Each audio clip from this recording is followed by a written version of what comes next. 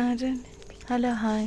మేమైతే మా అక్క వాళ్ళ ఇంటికి వెళ్ళి వచ్చేటప్పుడు వర్షం పడుతుంది. సో మా పిల్లలు అయితే ప్లేట్స్ తీసుకొని వాటిని తల మీద పెట్టుకొని వచ్చారు వర్షంలో తడవకుండా. నేను ఇంటికైతే వచ్చేసాము. నేను వచ్చేటప్పుడు తమలపాకులు తీసుకొచ్చాను. మా చిన్నోడికి కొంచెం జలుబు ఫీవర్ కాఫ్ కూడా ఉంది.